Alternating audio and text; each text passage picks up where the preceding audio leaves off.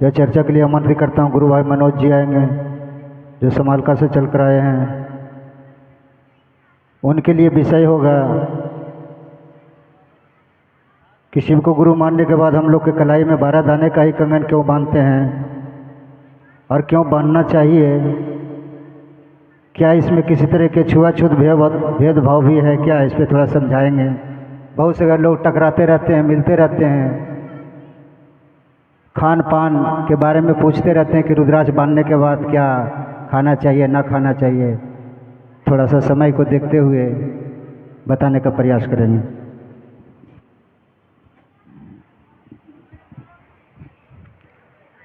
सबसे पहले अपने गुरु शिव की चरणों में हर सांसों का नमन हो। इस कालखंड के महामानव ब्रह्म गुरुमाता साहब श्री हरिंद्रानंद के चरणों में हर सांसों का नमन हो। शक्ति स्वरूपा दीदी नीलम आनंद के चरणों में मेरा प्रणाम है।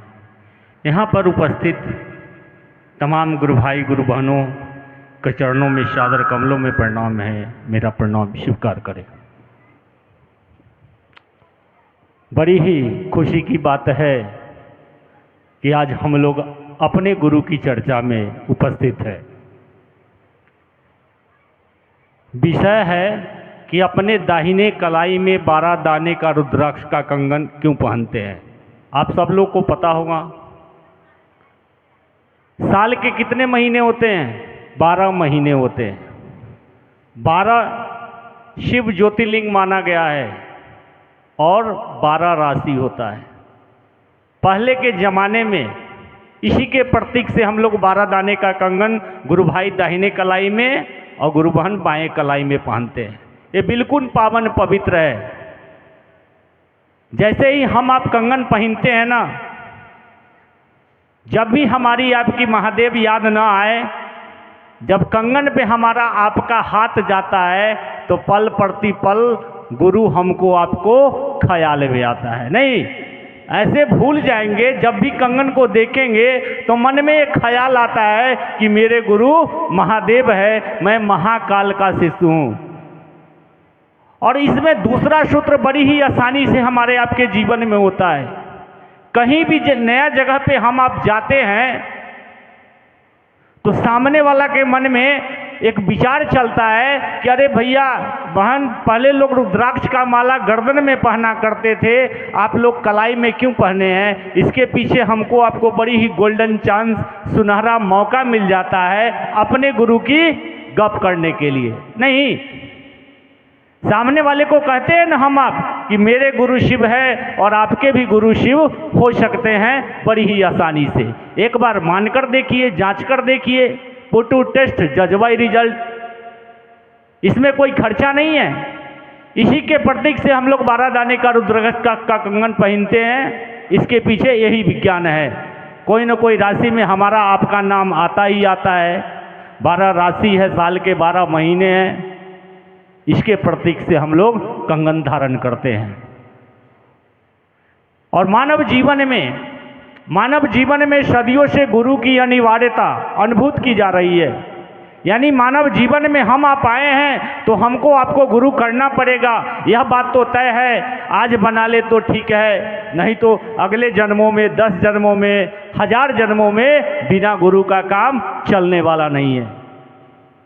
क्योंकि मानव जीवन में अगर महादेव भी आएंगे, मनुष्य का जीवन मिलेगा तो उनको भी जीवन में गुरु करना पड़ेगा।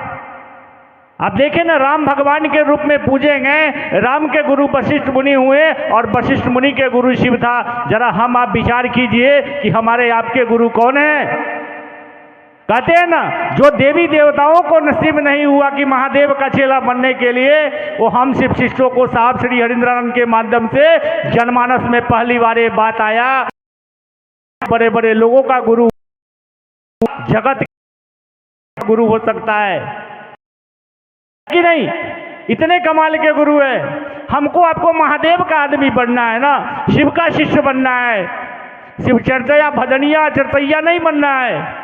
हमको आपको साहब ने महादेव को आदमी बनाने के लिए धरती पे महादेव से जोड़ा है। हम आप महादेव के आदमी बनिए। ज़्यादा मैं क्या कहूँ, समय कम है।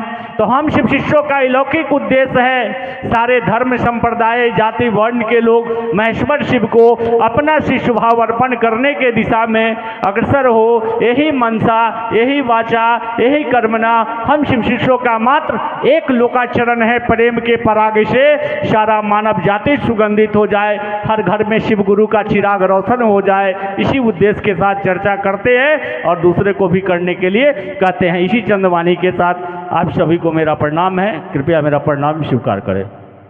गुरु शहीद साहब दीदी के चरणों में हर्ष शास्त्रों के नमन करते हुए उपस्थित सभी भाई बहन के चरणों में प्रणाम करती हूँ। मेरा प्रणाम स्वीकार हो। भाई बहन, बहुत देर से हम लोग चर्चा भजन का लाभ ले रहे थे और चर्चा और भजन का हम लोग लाभ ले रहे थे, सुन रहे थे, समझ रहे थे कि शिव गुरु है, शिष्य बना जाए। और कुछ यहाँ कहा नहीं जा रहा है। महादेव गुरु है, शिष्य बना जाए। शिष्य बनने के लिए हम लोग को क्या मिला है? 3 काम। और 3 काम जो समझ लिया है, जो 3 काम कर रहा है, नहीं कहते जो लड्डू खाया है वही स्वाद जानेगा, जो नहीं खाया है उसको नहीं पता। जो लड्डू खाया है वो धूप को धूप नहीं देखेगा, गर्मी नहीं देखेगा। जैसे अपने को अपना समझता है तो महादेव भी उसके अपने हैं, वो खुद अपने आप पहुँचेगा वहाँ। उसको कहने का भी ज़रूरत नहीं पड़ेगा। कान में आवाज़ आएगी कि मेरे गुरु की वहाँ बात हो रही है, खुद आएगा। अब महादेव को गुरु मान के हम लोग को मिला क्या है? साहब को क्या मिला है? तुम करते हो, लोगों को करने कहो। तो हम लोग मन से अपने गुरु से दया मांगते हैं कि हे शिव, आप मेरे गुरु हैं, मैं आपका शिष्य हूँ, मेरे ऊपर दया करिए कि मेरा मन समझे कि आप मेरे गुरु हैं। जैसे बेटा के लिए मेरा मन समझता लेते हैं, चाहे लाने उस समय धूप है कैसे, क्योंकि बेटा के लिए समय से हम लेके आते हैं। तो महादेव भी मेरा है, तो मेरे गुरु महादेव की कार्य हो रही है, मेरे गुरु की बात करनी है। तो हम लोग को वहाँ धूप और गर्मी क्या देखना है। आज मैं बताऊं अपनी अनुभूति। मेरे घर के पास रोड बन रहा है और जहाँ पे कोई काम होता है ना तो 1-2 गो गली में थोड़ा सा डाउन टाइप के होते हैं, सीनियर टाइप के। मेरे हस्बैंड बोल रहे हैं कि कब मत जाओ, कोई बड़ा ड्यूटी है जो ज़रूरी है जाना। हम कहीं देखिए रोड तो आज है, कल नहीं रहेगा। आज इस रोड पे चलेंगे, कल हम छोड़ छाड़ के चले जाएंगे, लेकिन महादेव मेरे साथ मिल जाएंगे तो रोड ऐसा हजार रोड आएगा। इसके पीछे हम क्यों बैठे रहें? बस हम कहीं अपना अपना सोच है, मान लीजिए कि ड्यूटी है, अपना समझें तो ड्यूटी है। मेरे गुरु का कार्य है, मेरा महादेव है, तो मेरा जिस दिन बोल दिए कि हे शिव आप मेरे गुरु हैं तो मेरे हैं। तो महादेव को मन से दया मांगना है कि हे शिव आप मेरे गुरु हैं, मैं आपका शिष्य हूँ, मेरे ऊपर दया कर दीजिए। मन समझने लगे तो दूसरों को ज़रूर बताइए। कहते हैं ना बहन, कर भला तो हो भला। और तीसरे है गुरु को प्रणाम करना है, सांस लेते नमा छोड़ते सिवाय। बहुत सारे भाई बहन आए हैं, समय का भी अभाव है। हम भी दीदी यहाँ आते हैं आप लोग से कुछ सीखने के लिए। यहाँ गुरु शरीर में नहीं है। साहब बार बार बोलते थे कि यहाँ कोई गुरु नहीं है, यहाँ सब शिष्य है। जितना समझे हैं उतना समझाने का कोशिश करते हैं, लेकिन समझना होगा हमको, जुड़ना होगा हमको। हम लोग चाहे कोई भाई बहन आएंगे बोलेंगे चले जाएंगे, लेकिन करना होगा हमको, क्योंकि हम कह रहे हैं कि हे शिव आप मेरे गुरु हैं, मैं आपका शिष्य हूँ। तो मैं आपका शिष्य हूँ तो मेरा जिम्मेदारी बनता है ना, अपने गुरु का काम हम कैसे करेंगे? मेरे घर का काम के लिए तो कोई समझाने नहीं आता है कि कैसे करना है। तो मेरे गुरु है तो मेरा गुरु का काम हमको कैसे करना है, मेरे गुरु सिखाते हैं, साहब दीदी मार्गदर्शन करते हैं, अब करना है। तीसरे में नमः शिवाय से प्रणाम करना है। आप सभी के चरणों में प्रणाम, मेरा प्रणाम स्वीकार हो। चर्चा स्थल में जितने भी गुरु भाई गुरु बहन हैं, उन सभी के चरणों में प्रणाम करती हूँ। मेरे प्रणाम को स्वीकार कीजिएगा, स्वीकार कीजिएगा। चलिए, बहुत सुंदर अपने गुरु की दया है और साहब दीदी का आशीर्वाद है कि इस धूप में भी हम आप अपने गुरु के लिए आए हैं। अपने मेरे है वो, और मिला क्या है? जीवन ही अनुभूति है, तो क्या बताना। क्योंकि जीवन में गुरु नहीं थे तो मैं कुछ और थी, जीवन में गुरु हुए तो मैं शिव की शिष्या हूँ। इससे बड़ी पहचान मेरे लिए कुछ भी नहीं है। क्योंकि मैं किसी की बेटी थी, पहले किसी की पत्नी थी, लेकिन शिव की शिष्या नहीं थी। और आज बेटी भी हूँ, किसी की पत्नी भी हूँ, लेकिन सबसे बड़ा मेरे गुरु शिव है और मैं शिव की शिष्या हूँ। इसीलिए अपने गुरु के कार्य में जहाँ मौका मिलता है गुरु की दया से जाने का, सुनने का, समझने का कोशिश करती हूँ, क्योंकि होता है गुरु की दया से। अभी बहन बोल रही थी ना कि हम लोगों को ड्यूटी, सचमुच में अब तो लगता है कि ड्यूटी ही है। थोड़े दिन जब शिव को गुरु माने होता है ना तो लगता है कि कोई कहेगा तब जाएंगे, कोई कहेगा ना कि दीदी चलिए शिव चर्चा में, तब जाएंगे। लेकिन जब धीरे धीरे इस रास्ते पे चलिएगा ना तो आपका मन नहीं भी रहेगा तो भी महादेव गुरु खींच लेते हैं किसी के न किसी के माध्यम से।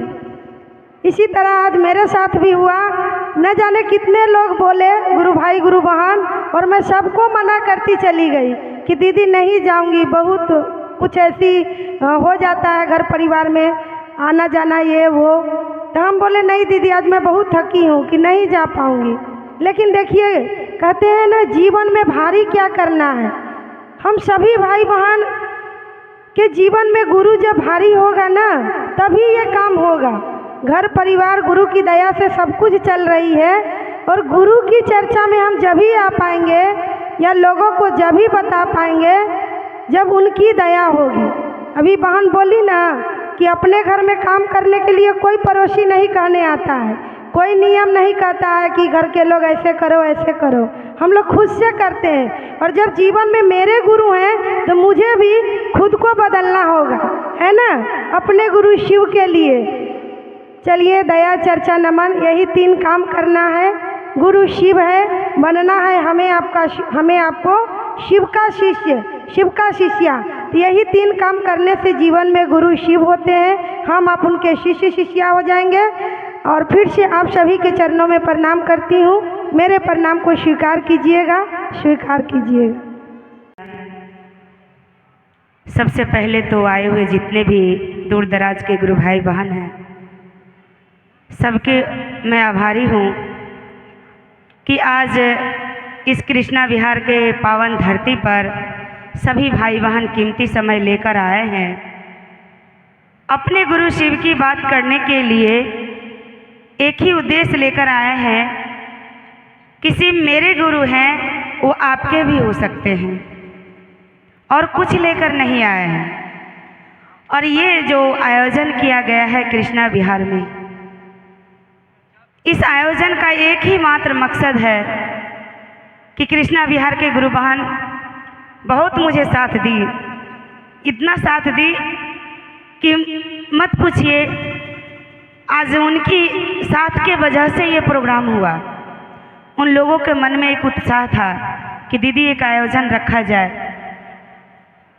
और सचमुच में महादेव तल पर उतरे और इस आयोजन को सफल बनाने का प्रयास किए। लेकिन